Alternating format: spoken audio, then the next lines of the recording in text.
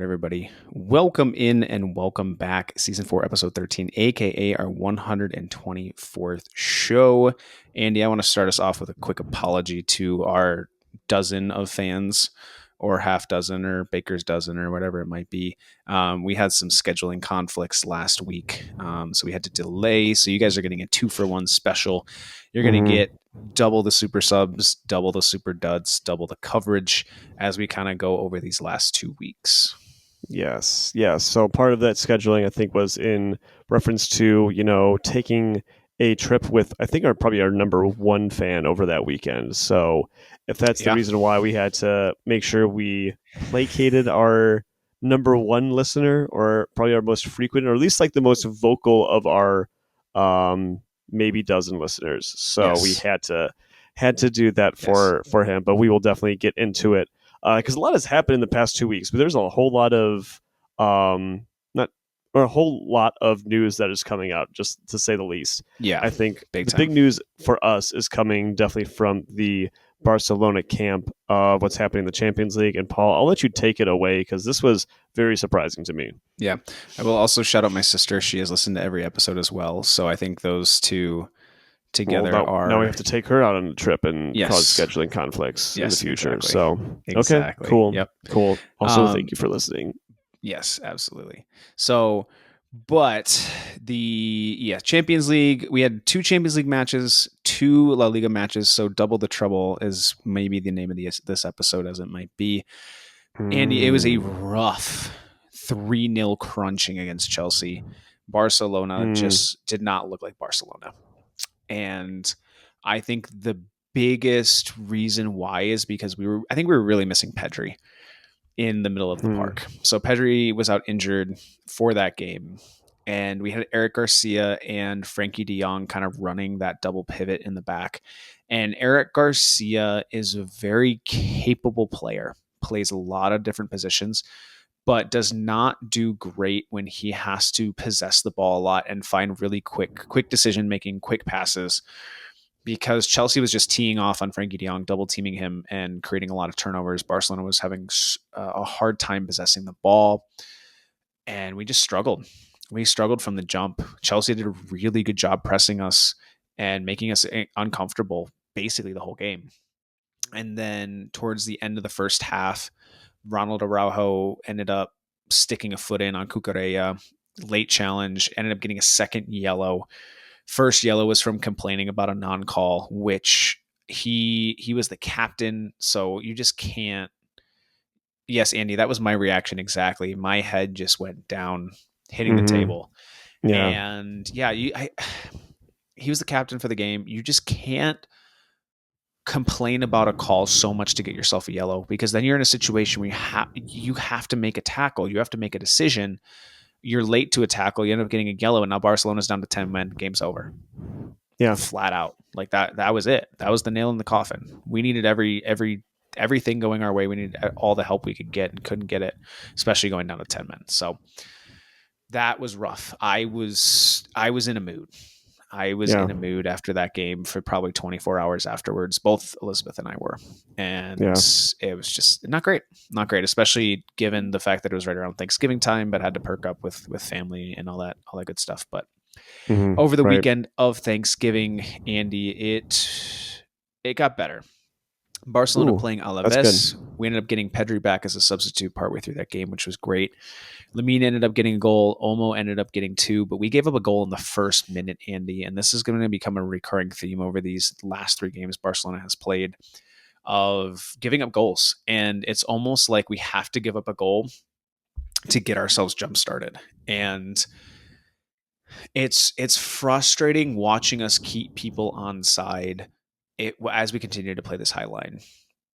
You know, we've been rolling out in these last few games Gerard Martin at center back because Ronald Araujo is actually taking a self-imposed sabbatical, citing mental health issues. Just doesn't feel like he can be there for the team, be there for himself from the athletic side of things. Or in the athletic side of things, because of the mental health issues he's been having with this. I think Chelsea was kind of the kind of the nail in the coffin in a sense to that decision. And so, great for him to speak up and say, hey, I need help and I Hmm. need to step away from the sport for a little bit. We don't know when he's going to be back. I feel bad for him. I will say in the last 6 games that he has played, his teams, both international and club teams, have given up a combined 18 goals in 6 games with him starting at center back. Yeah, that's a lot because he is not that bad of a defender. No, Like, and overall, like I think most people, if anyone knows that he is a much better performer than what he's showing right now. yeah, exactly. So I think, good for him to speak up. I'm happy that he's getting the help he needs. Take a break, step away for a bit, get your life sorted out, work on the mental health stuff for sure. He's a human first. He's a soccer player second. I think that a lot of fans don't realize that. They just see them as the player. They just see them as a player. They don't see them as humans who have emotions, who have lives outside of football, who have struggles outside of football, on the pitch, off the pitch, at home. Like, stuff happens. Life happens. Just think of your regular daily job, the struggles you Hmm. go in with the job performance outside of the job. Try to do that with fans berating you online for decisions and things you had to make in split second time and all this stuff, magnified times a million, millions of people watching.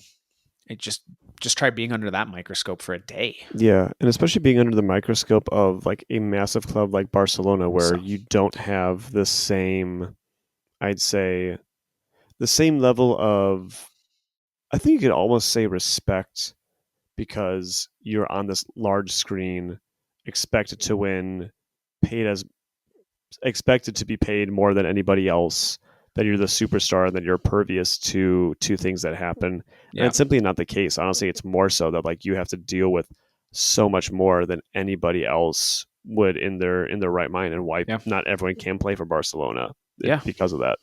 yeah, definitely. So good for him. But Gerard Martin ended up sending a. He's kind of going into that center back role. He was playing left back for Barcelona at times, especially earlier this season and last season with Balde's injury.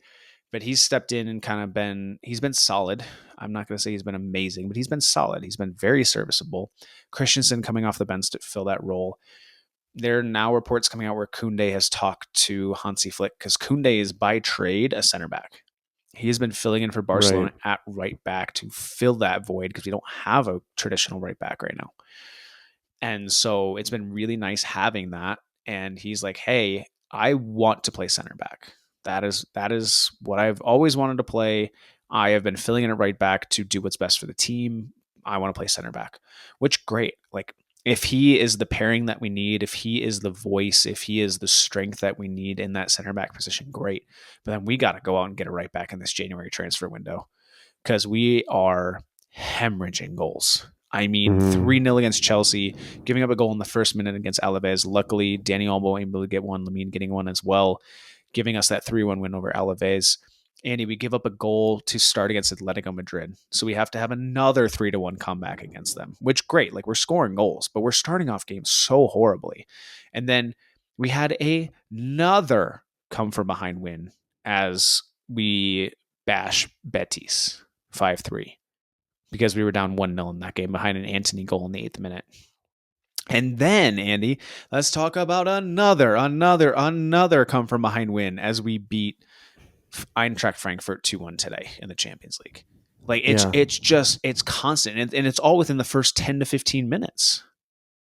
You know, it's that's really, yeah, yikes. Okay, it's yeah, and a lot of it is, it's not that we're starting off the game poorly, like especially like looking at this game against Eintracht Frankfurt.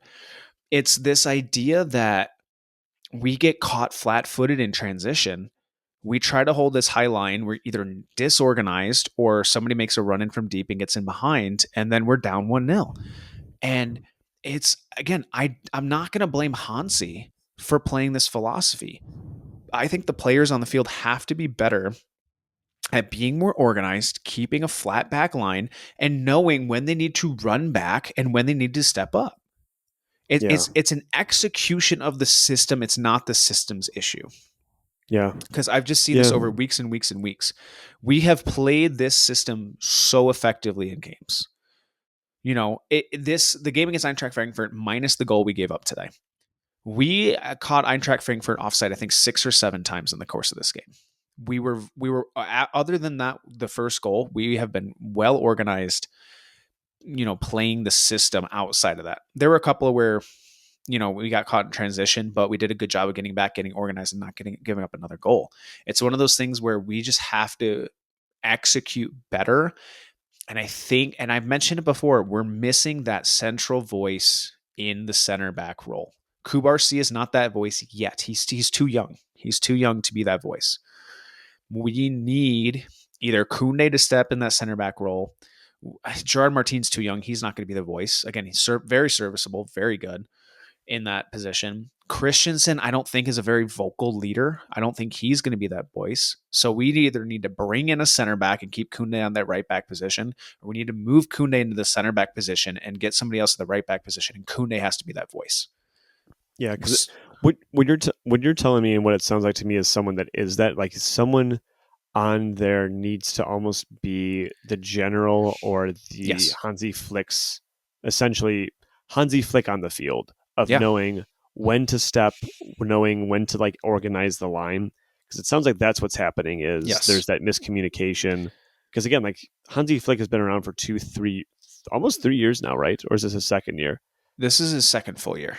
Okay, his second full year. So this is, I would think that's enough time to know and understand and comprehend what Hansi Flick is looking for. Yes. So it does seem like this is more of an execution issue more so than anything, because it has worked when you have been the right players in, like when Araujo was in, like it, Inigo Martinez last season. Yeah, like they got it, they understood it, they picked it up, perfect. Whereas this, it seems like that's the learning curve that these individuals don't know it just yet. Yeah, just we got to get organized. So, like I mentioned, though, another 3-1 come from behind win against Atletico Madrid. It was scary for many portions of the game, especially after giving up that first goal, but we persevered. We got Rafinha back in that game, which was great. Andy, I know Lamine Yamal is important. I know he's important to our team, but in my opinion, I think he's the third most important player for Barcelona. Who are your other two? Yeah, Pedri, 100%. He's the master that stirs the drink. He is generating stuff through that midfield. He is making the machine run. Second most important is Rafinha. And I think it's as much his on the field stuff as it is the leadership and kind of the outside the lines, still within the field, but getting players to pick up their energy, showing the energy when he's on the field, the effort, the hustle. And he brings that captain's mentality. And he's been the captain as Frankie de Jong's been in and out, but I think he's by far and away the second most important player to Barcelona. We saw that in this Atletico Madrid game. Barcelona was lifeless before he popped up in this goal, overloading the right side, and Pedri playing a beautiful pass through to him to get it to 1-1. And that's what kickstarted Barcelona. And after that, we score a goal in the second half. Dani Olmo ends up dislocating his shoulder as he falls down from his shot. Really freak injury. Just kind of fell on an outstretched arm. Has a history of dislocating that shoulder. So maybe, had a little knock earlier, and that just was the final straw or whatever it might be. That's rough. Yeah, it is. It is. Ferran Torres ended up putting the dagger in when we were kind of holding on late, but we're good enough to get that 3-1 win. And, I'm proud of this team, Andy. I really am, for all of the adversity, from injuries, from losing the Clasico the way that we did, and really just like a really B squad, very much a B squad. And Real Madrid celebrating that like they'd won the league. And for us to pick ourselves up and just claw and fight and work back. And that's kind of like what I'm seeing in these games too. This game against Eintracht Frankfurt, we were down and out from an energy standpoint.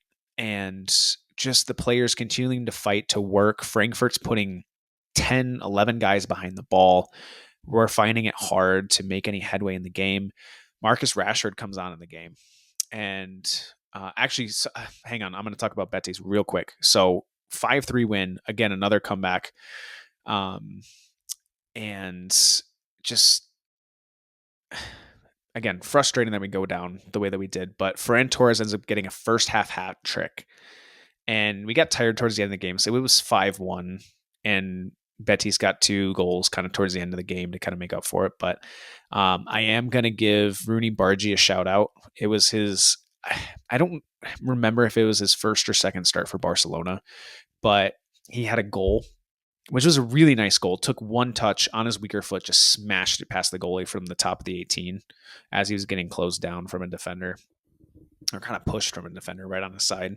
He had an assist, and he had a hockey assist that jump-started the first goal for Barcelona. So I know Ferran Torres had his hat trick, but Rooney Bargi had his fingerprints all over this game. And just great to see. I think Barcelona have unlocked something. I don't think it's a permanent solution, but let me explain this quick, Andy. So Hansi Flick ended up playing Lamine Yamal at the center attacking mid. First time he's done that for Lamine Yamal's career for the Barcelona top flight team. So what it allowed us to do is create overloads on the right side between Koundé, Rooney, and Lamine. And it was like, oh my gosh, we're creating chances left, right, center, like Koundé making runs, balls getting played in. Ferran Torres was just like, all right. And he had some difficult goals that he had to score, but he was just getting chances after chances because we got guys in behind and we could put balls in the box. So I think we've unlocked something. And Eintracht Frankfurt, we did that in the second half. Rashford came on in the game. Fermin got subbed off because he's not as good in that attacking role in games where the game's really compact. He's better in games with space. He's very good at utilizing space. But Rashford comes in on the left wing. Rafinha goes into that center attacking mid role. Lamine down the right, and now all of a sudden we're getting overloads. We're getting Rashford with time on the ball, who's playing crosses into the box. Lamine Yamal playing across in the box, and that's how Koundé got 2-headed goals and we win the game 2-1. I think when we are down and we are needing a spark, we have the ability to put Lamine Yamal or Rafinha in that center attacking mid role. We create overloads both sides. Players are just constantly weaving in and out. I mean, there were times where Rafinha was on the left, Lamine was on the right, Marcus Rashford was in the center. Vice versa. Combos of that all over the field. We had times where Rafinha and Rashford were playing left winger at the same time when we had the ball. Same thing, Rafinha and Lamine Yamal on the right. Like, they were constantly changing. So what it's doing is it's confusing these defenders. They're set to play against the players that are in that position. They're like, oh, I know Lamine's going to chop it onto his left foot. Well, guess what? Rafinha just took it all the way down to the end line with his right foot, and now you're a step behind. It's creating all these changes, and Barcelona all of a sudden is getting opportunities. So I'm proud with the ingenuity, the ability for us to change tactics and mid game and to completely flip games on their heads. And I got to give Hansi a ton of credit with that. And I'm just super proud of this team, man. Super proud. It's great when I think your team goes up against adversity. And I honestly do think that, especially in soccer, because I think it can be put out there that, oh, Barcelona, you're such a big club. You should be able to beat every team. And it's like, well, not necessarily, because if you have a team, any team that sits back and is organized with 10, 11 people behind it and is organized, it's going to be incredibly tough to actually get a win. Yeah, get a win, get a goal, let alone, just to get that is tough in there. So I think especially when you're going from behind and now teams feeling like they're in that spot where they can go and just sit back and then finding those ways to win is, I think, pretty important. And I think it's important too that they're finding, or that Hansi and Barcelona are finding ways to switch their players around. Yeah. Like you were saying in the central attacking mid, because then all of a sudden that's a plan B, because plan A, certain plans can go out the window. Like, imagine if there was that plan A for some reason against Inter and they use that to kind of change the dynamic a little bit. Maybe they have a little bit more control against Inter. Yeah. Something like that, where if they can try to have new plans of attack, I think it's just going to make them a more difficult team to play against when it comes to tournaments. And I think that's Yeah, going to be really key for them. absolutely. Yeah. And I agree with that 100%. And I feel like a lot of teams struggle when plan A doesn't work and they're down. Teams struggle to change it to something else and to generate goals. You can change it, but a lot of teams can't change it and get the goals. So I think Barcelona has, I'm not going to call it a meta because it's not even close to that. But they have this kind of almost ace up their sleeve in a way of being like, we need goals. We're going to put this together. We're going to put this attacking trio quad in the game and we're going to start creating chances like crazy. And I think it's not the greatest thing in the world because once Barcelona got the lead, all of a sudden you have Rafinha trying to play that midfield role. And I think we struggle at times to then possess the ball. We can create chances, but he's not as good of an attacking midfielder as Dani Olmo, Fermin Lopez, Gavi, even Frankie De Jong was in that position at one point in the sense of possessing, right? Because he doesn't possess the ball as well as those guys because those are top class midfielders and he's more of a winger, right?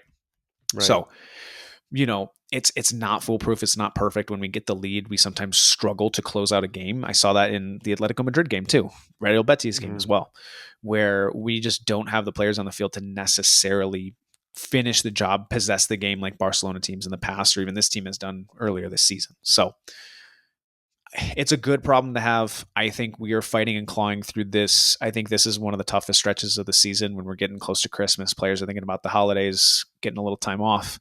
Still got to get the results. But again, just super proud, super, super proud. And I'm proud of how Hansi's handled this.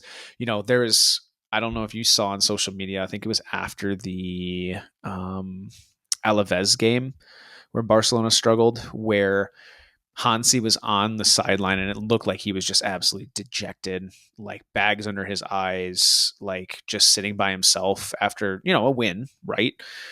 And Rafinha comes over and consoles him and he's like, yeah, we hear what you're saying. We're going to be better. Like he basically repeated Hansi's words back to him, like we're going to be better.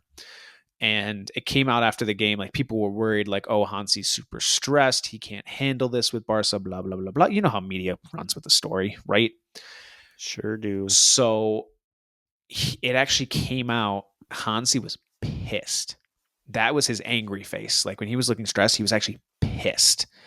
And, Germans aren't necessarily the best at expressing emotion, right? So I guess he was pissed because the bench in that game got 2 red cards. And so he was wow. Yeah. So he was cooling down on the touchline before going back in the locker room because he said in an interview after the game, he's like, I would have gone in there and said some things that I really shouldn't have said because I was so upset. So I think, again, it shows one, the media runs with any story that they can get, any photos. But two, I think it shows maturity on Hansi's part and the captain Rafinha going over and being like, hey, like, we got you. You're giving us the opportunities. We got you. And I think we're really seeing that.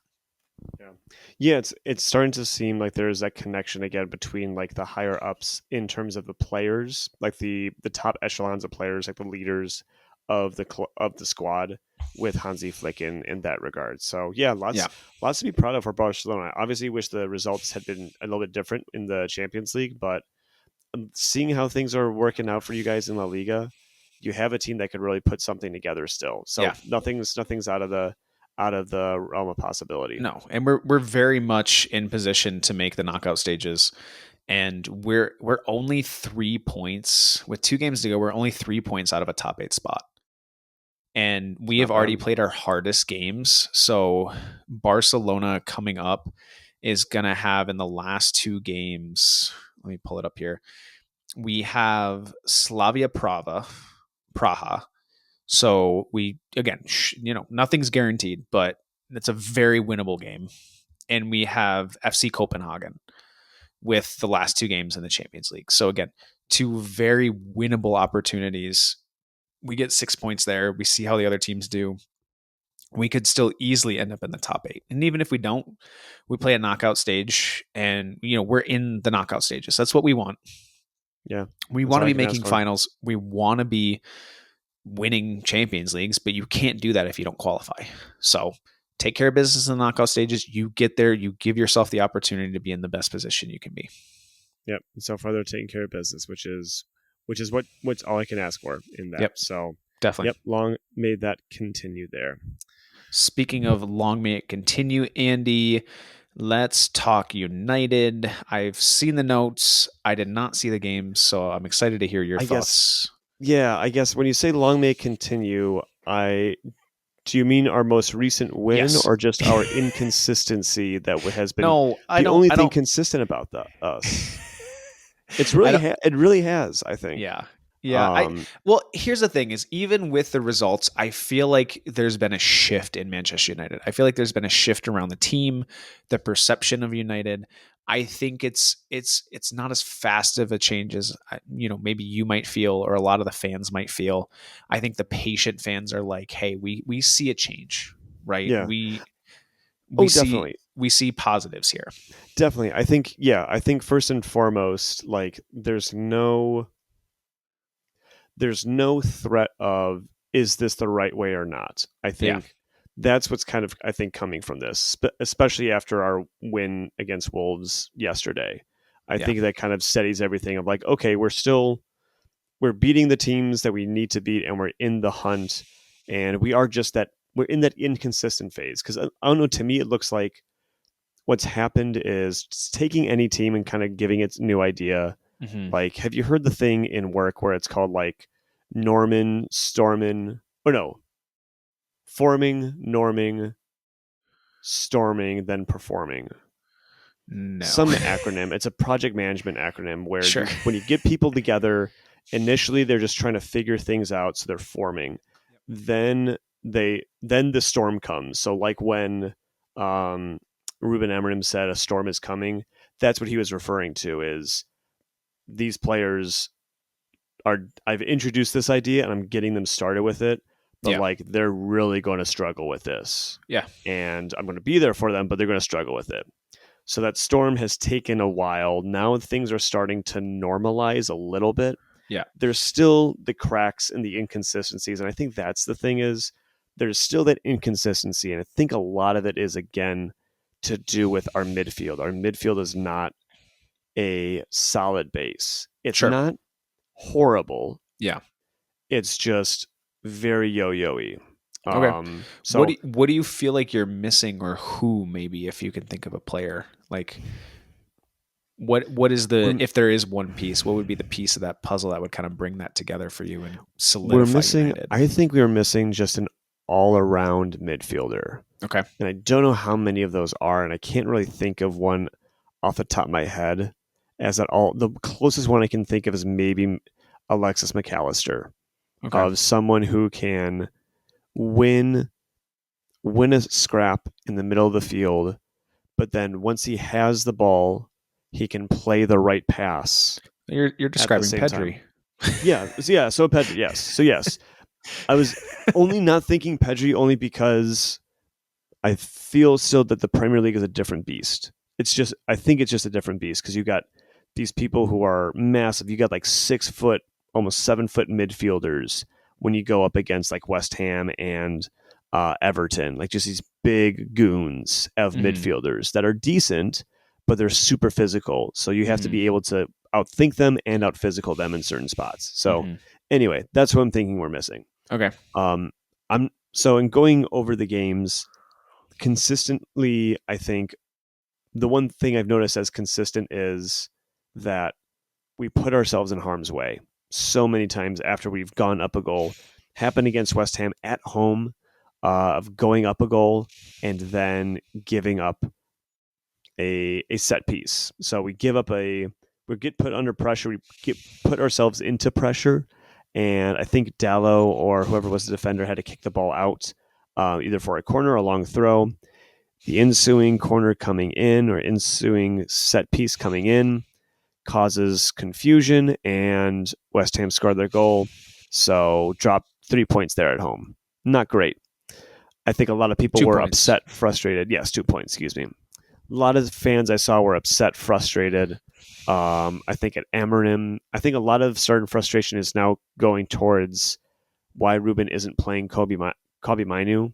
Mm. I definitely see why he's not playing Kobe Mainu. Okay. But that's a different story. I'll get to That's a it different more podcast. when we talk about.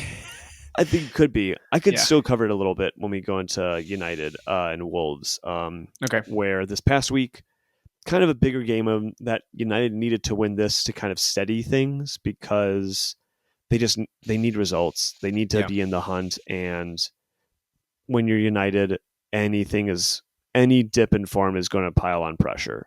Pressure was relieved today.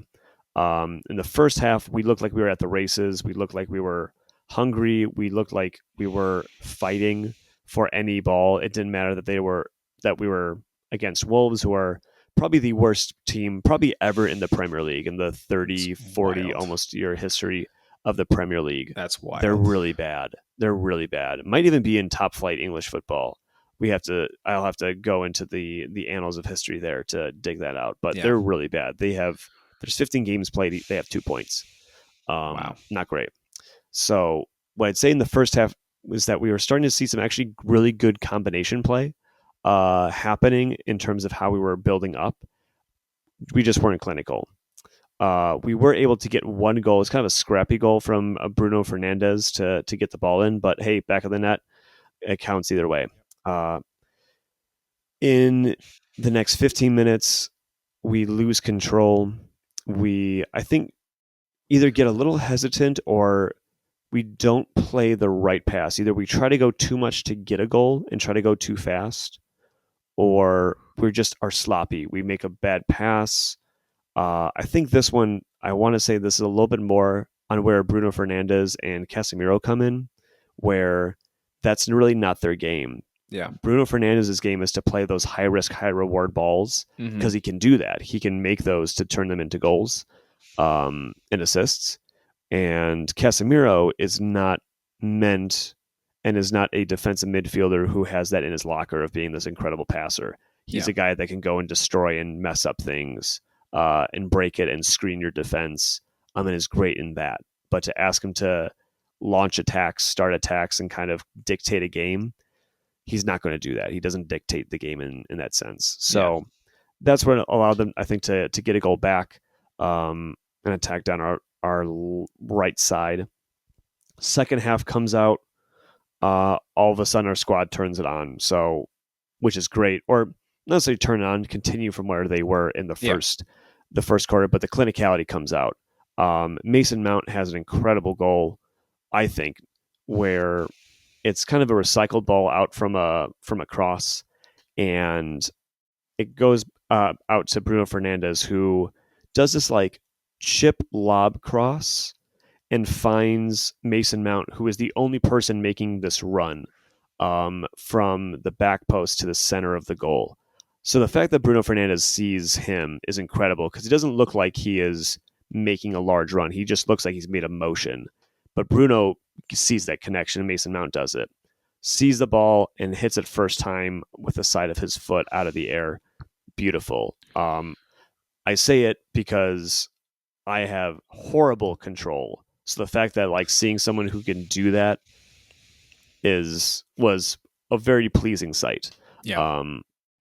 In that, I don't think that was the first goal he scored. I think the first one, the second half we scored was from pressure from Dallo and Brian Mbumo. So Dallo, I thought, had a very good game. I liked his aggressiveness, his intensity. He was smart and pushed forward when he needed to and recovered back and showed a lot of intensity. So great to see there. Mount performed. Cunha all over the place. Really just helpful in terms of him being able to carry the ball. He can like absorb like and attract 3 defenders at one time and dribble through all of them and really relieve any pressure. Didn't get his goal back going against his former club, but he is so important to us. I don't think we can't just look at his goals and assists and be like, oh, well, he's not really performing. He is absolutely performing for United. We just want to see goals and assists, really, so that people can realize how good he is. Yeah. And next one I think is Mazraoui, our right center back, who is performing. He, I feel, did not put a foot wrong. He was so crucial in how he built out and the passes that he was making to get us out in our build-up. So it ended up being a good match, and I'm just hoping that we can take the lessons that we've learned from this match and apply that to Bournemouth.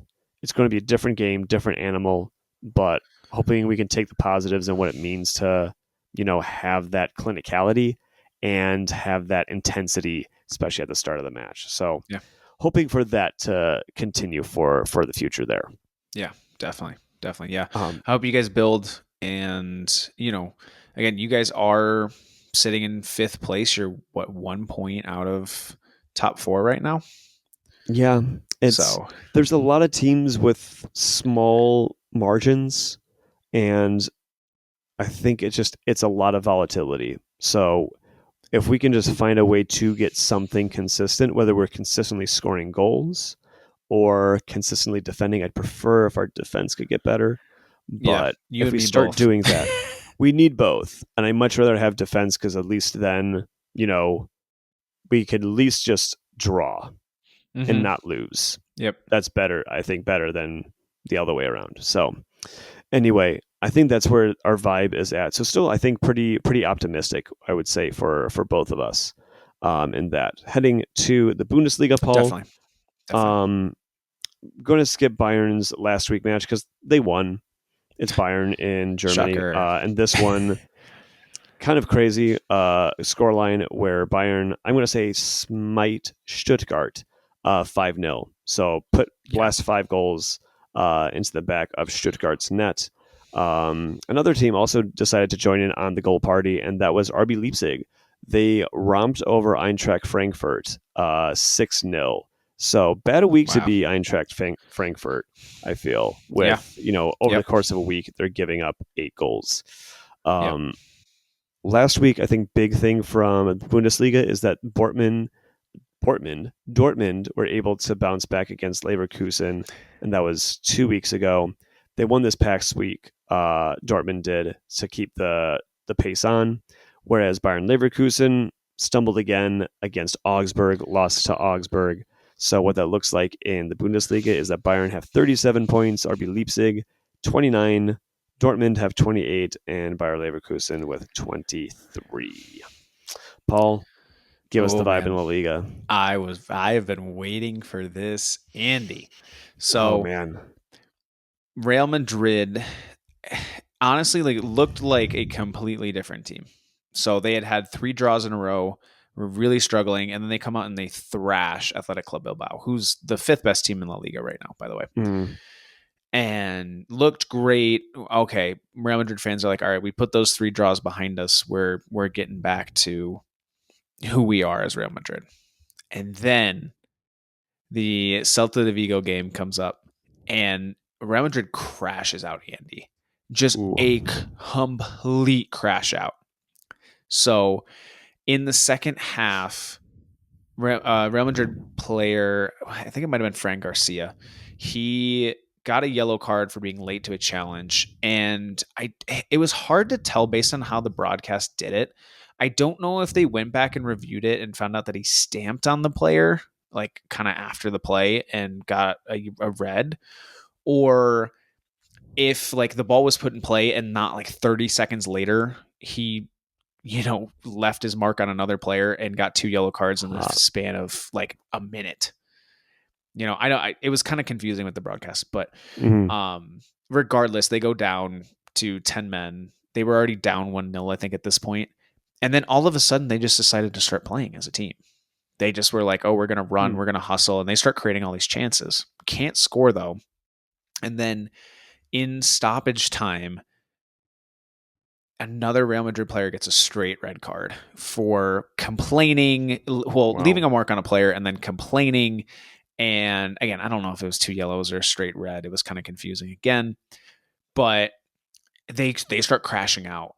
Everybody is surrounding the referee yelling, and the referee's like, I'm not having any of this. Yellow, yellow, yellow, yellow. He's handing out yellows like they're candy. Wow. And it's amazing what happens when a referee does not cater to Real Madrid and referees the game fairly for both sides. I was wondering when that was going to happen. Yeah. Everybody's been wondering when that was going to happen. So He gives out yellows. It's crazy. Endrick on the bench gets a straight red card. Wow. And yeah, it was pandemonium. And then a few minutes later, Celta de Vigo literally walks the ball into Real Madrid's net after hitting him on a counterattack. I mean, Real Madrid was down to 9 men.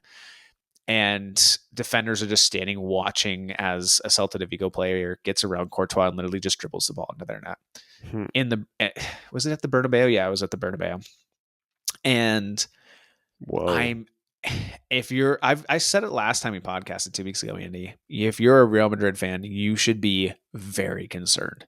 You have a Yeah. team of stars who are choosing when they do and when they do not play hard. They have personnel issues. Players are playing out of position all over the pitch. Don't look like they know what they're doing at all times. Arda Güler looks lost in the middle. Rodrigo has a streak right now of 30 something matches with no goals scored.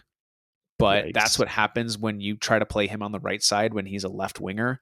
And you already have Vinicius playing left winger, and Mbappe's not playing a true striker. He's trying to play like a winger role.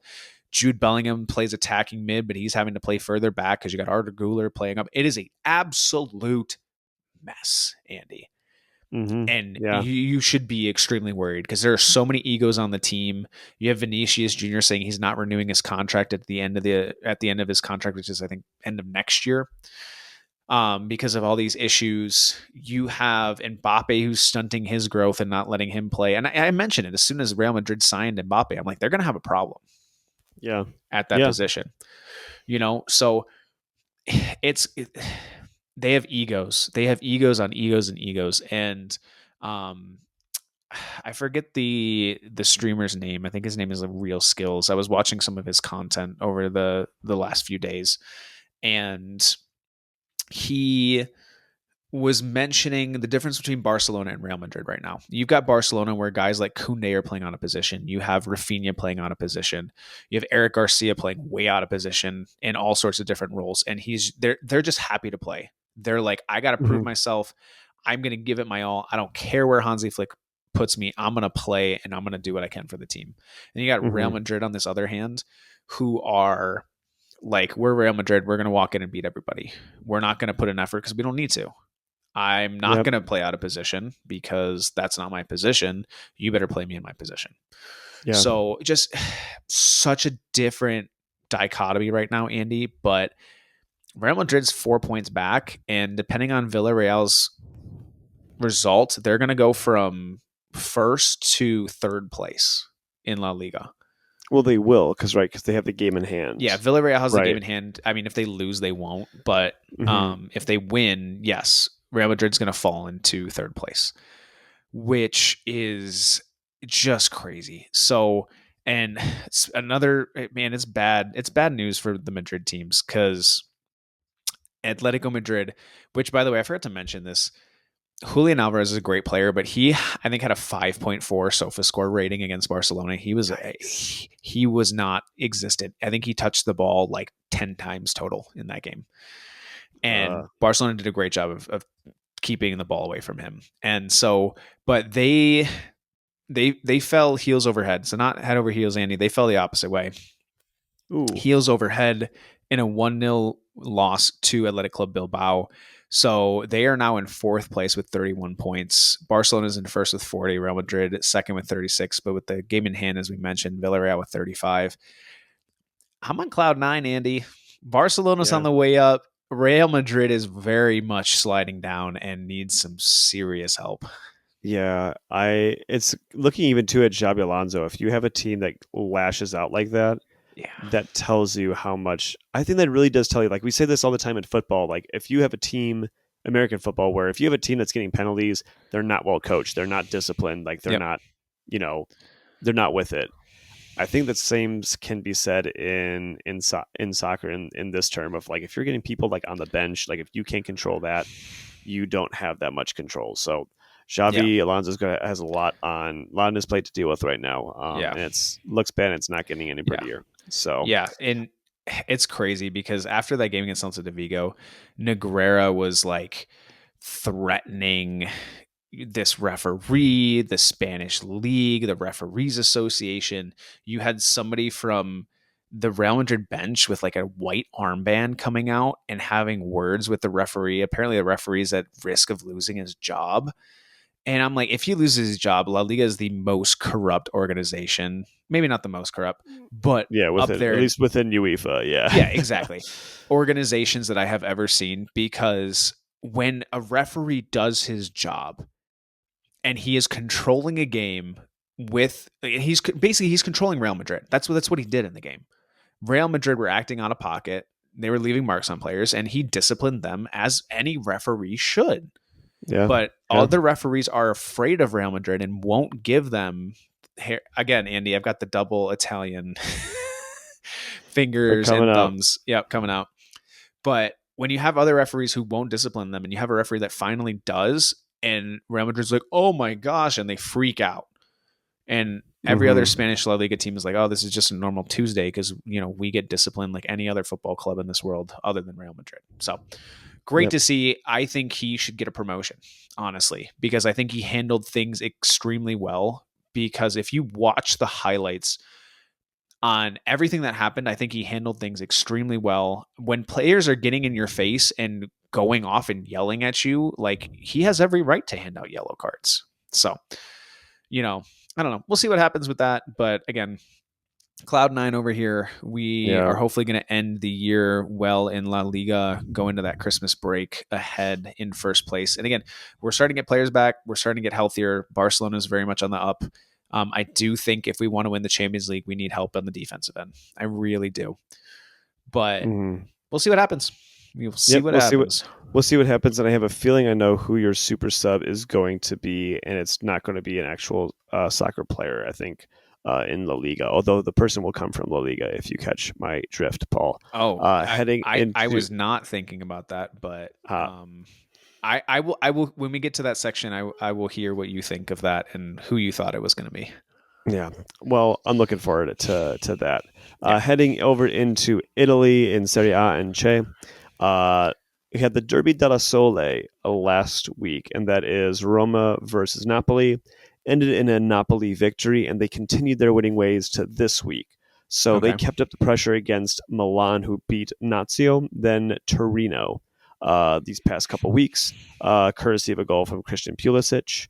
Nice. And then Inter were able to comfortably beat Pisa and Como, so they're able to maintain pressure on the top of the table. The one team that is taking a tumble is, unfortunately, Roma. After their loss against, I know, after Napoli's the loss against Napoli, they went down to 10 men and ended up losing to Cagliari. I don't know where that happened. I don't know if the goal happened and then they went down to 10 men, but not great to lose a game to Cagliari in Serie A when you are pushing to try to get that number one spot. So it seems like that number one spot was a poison chalice for Roma. They are now at 27 points. Above them are Inter with 30, Napoli and Milan at 31, with Milan ahead on goal difference. Now looking into Serie C at my club Cosenza, they ended up losing to Foggia. After a 10-minute plus or 90-minute plus 10-minute goal, 10 minutes of stoppage time goal. Wow. That's how they ended up losing. So, you play the full 90, and apparently that wasn't enough to just see a point out. Yep. However, they were able to beat AZ Pacerno 1-0 this past week, so they're back to their winning ways there. We're going to head now and skip over the continent, go to the Premier League. And I think last week, I don't think there's too much to really say besides just that Liverpool just keep wobbling. And speaking this of that, past week, we're going to get to that. This past week, Arsenal finally lose, and they lose to Aston Villa, which I knew, but I don't know if I've ever shared on the podcast. That is Prince William's favorite club. That's the club he supports, is Aston Villa. Surprise, surprise. So I thought that was kind of interesting.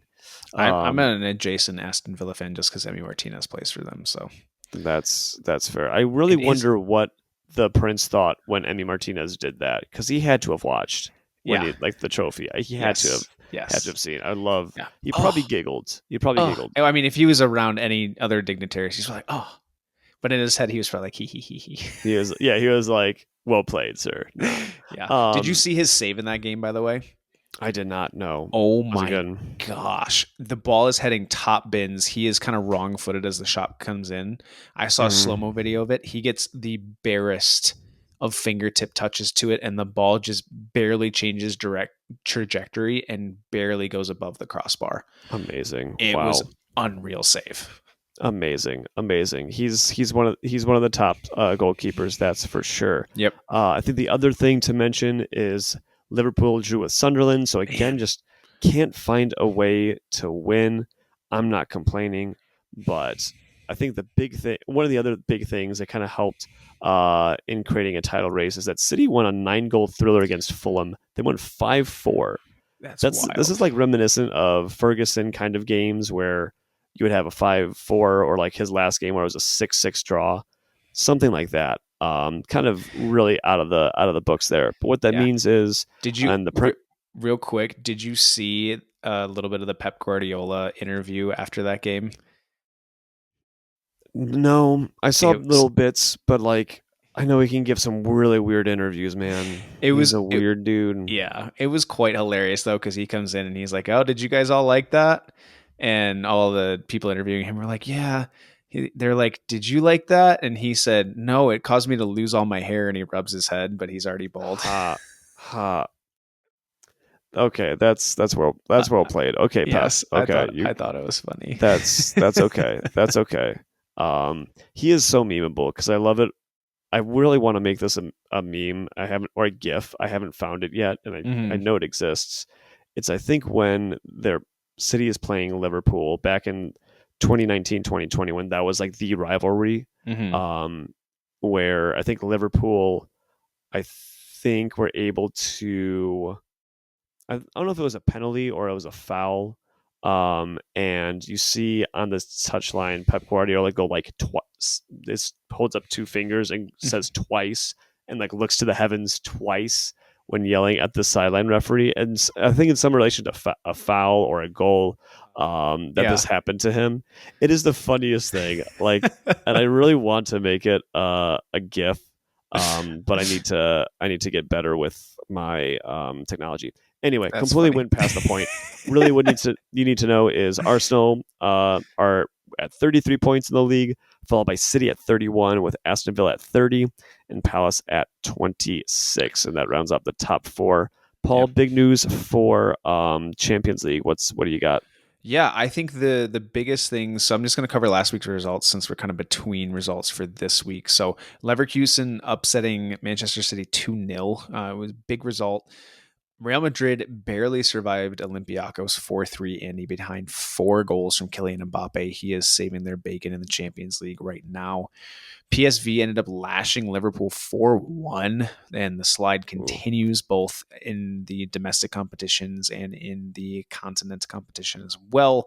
And then Arsenal battered Bayern 3-1, Andy. So after Mm. last week, kind of the major standings with Arsenal kind of having full points through the full 5 games played with 15 points. And kind of going down through the list, I think seeing Sporting Clube de Portugal kind of in that top 8 spot, a little bit surprising. Atalanta in 10th place up there as well. But I think as you kind of go down the list, I think seeing Karabag in that qualification spot in 19th is kind of wild. Paphos holding on to that last spot in 20 with 24th. And then I think kind of the big surprises though is seeing clubs like Club Brugge sitting outside of that top spot. Yeah, Athletic Club Club Bruges. Yeah, Bilbao, is it Bruges? yeah. I think it's Bruges. Yeah. Okay, thank you. Um, Eintracht Frankfurt sitting outside there. Benfica as well. Olympiacos, Villarreal sitting on 2 points and 1 point respectively. Ajax on 0 points. Andy, I Yikes. I think it's just I don't mind this new format for the Champions League. I think there's a lot of dichotomy, and I think it allows some of these smaller clubs a better chance at making the knockout stages. Hmm. Because rather than Yeah, having to I can beat see that. rather than having to beat 1 to 3 giants in your group consistently, you have the opportunity to gain points here and there and sneak in. I mean, it helps that more teams get in now, 24 rather than 16. but I think it allows for a little bit more parity in the sport. And I think you get more club bases excited about Champions League and making the knockout stages. Yeah, I think you. Yeah, I think that's a fair point. I maybe call me old fashioned. I do like it when you can play a team home and away. I Yeah, think I that just agree. gives a good standing of like where you are in comparison to that team where you get a Yeah, chance to be at home. But yeah. I do hear your point where It's it does all the things you pointed out. So yeah, it's yeah, pros and cons for sure. I yeah, like the old fat format. I don't mind the new format. We'll see. We'll yeah. see if it grows on me like mold or if I just start hating it. We'll see. Hey, that's a good. I like that. That was clever. I liked that. Thank you. Um, Thank you. all right, Paul. I think we've now come to our favorite part of the podcast where we label our super subs and duds. I'm really curious who you have for your super dud or your reaction to mine Yeah. specifically, because this was kind of the other big news we're going to touch on.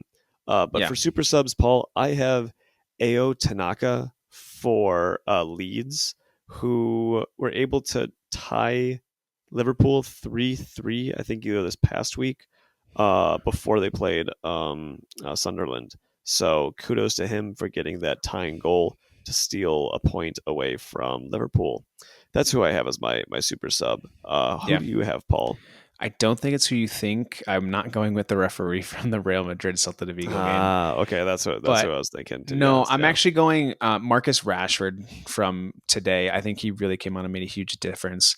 He brought some pace down that left side and put a really good ball into the box for Koundé to get the first goal back for Barcelona against Eintracht Frankfurt and just making a good difference. And then I'm going to give Ronald Araujo a shout out for seeking help off the field with his mental health issues. I think you see a lot of players just try to struggle through it. They're not willing to admit it. They're not willing to seek the help that they need. So for him to take that step, to take the onus on himself and say, I need help, I'm going to go get help and step away from the field for a while is awesome. yeah, I think a agreed. lot of players can look up to him. I think a lot of people, a lot of fans can look up to him and say, oh, if he can do it, I can go find help too.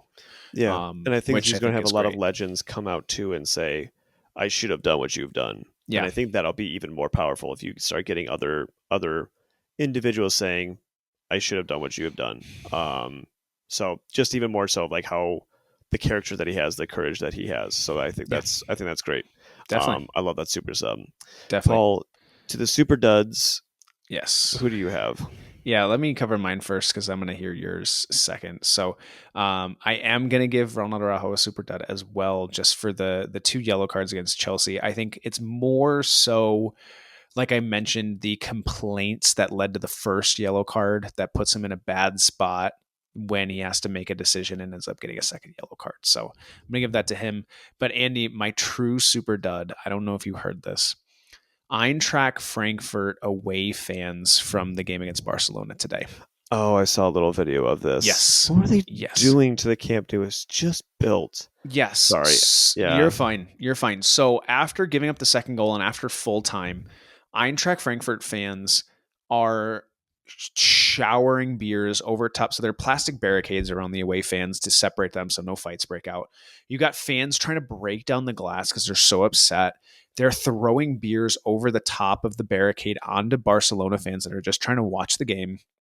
But the coup d'etat is the idiot fans who are lighting flares and throwing them into the stands of the home supporters. Like, are you kidding me? Like, why do you think What are they that's a good doing? idea? What? Yeah. What on earth makes them think?